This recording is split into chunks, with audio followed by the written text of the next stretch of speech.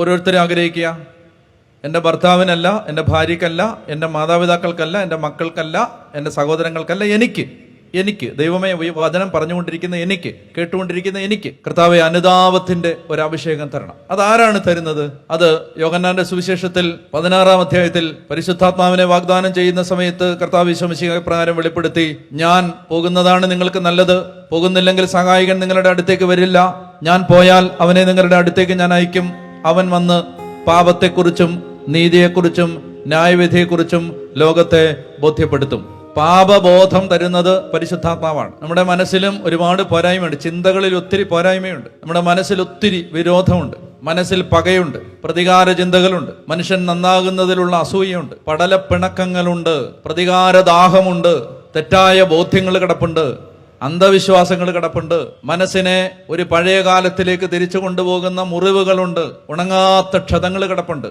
മനസ്സൊത്തിരി നന്നാവാനുണ്ട്. കർത്താവിനോട് പറയണം, കർത്താവ് എനിക്ക് അനുതാപം തരണം, എന്റെ ചിന്താഗതികൾ മാറാനുണ്ട്, എനിക്ക് അനുതാപം തരണം. അവൻ വന്ന് പാപത്തെക്കുറിച്ചും നീതിയെക്കുറിച്ചും ന്യായവിധിയെക്കുറിച്ചും ലോകത്തെ ബോധ്യപ്പെടുത്തും. മിസ്റ്റേക്കുകൾ ചൂണ്ടിക്കാണിക്കാൻ മനുഷ്യന് പറ്റും. പാപബോധം തരുന്നത് പരിശുദ്ധാത്മാവാണ്. Man can point out your mistakes, but it is the Holy Spirit who convinces you about your sin. It is the Holy Spirit. ഈ കൺവിക്ഷൻ, ഈ ബോധ്യം തരുന്നത്, പാപബോധം തരുന്നത് പരിശുദ്ധാത്മാവാണ്. ഈ സമയത്ത് ആഗ്രഹിക്കുകയാണ്, കർത്താവേ ശക്തമായ ഒരു അനുതാപത്തിന്റെ ആത്മാവിനെ ഞങ്ങളുടെ മേൽ അയക്കണമേ. ഞങ്ങളെല്ലാവരും നന്നായിരിക്കുന്നു, ഞങ്ങൾ നന്നായി ജീവിക്കുന്നു, ഞങ്ങൾക്കൊരു കുറവുമില്ല, ഒരു പ്രശ്നവുമില്ല എന്ന് ചിന്തിക്കുന്ന അവസ്ഥയിലേക്ക് ജീവിതം തരം താഴ്ന്നു തുടങ്ങിയിട്ടുണ്ട്.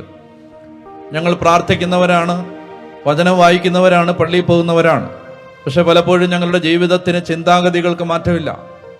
ദൈവമേ, ഞങ്ങളുടെ ദ്രവ്യാഗ്രഹത്തിന് കുറവില്ല, ഞങ്ങളുടെ അഹങ്കാരത്തിന് കുറവില്ല, ഞങ്ങളുടെ അസൂയയ്ക്കും ഞങ്ങളുടെ വൈരാഗ്യത്തിനും കുറവ് വന്നിട്ടില്ല.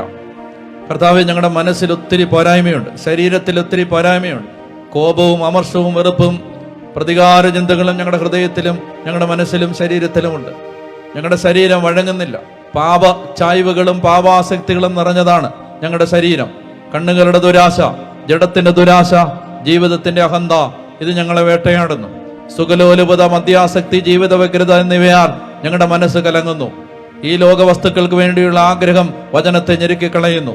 ലൗകിക വ്യഗ്രത കൊണ്ട് വചനം ഞങ്ങളുടെ ഹൃദയത്തിൽ മാംസം ധരിക്കാതെ പോകുന്നു.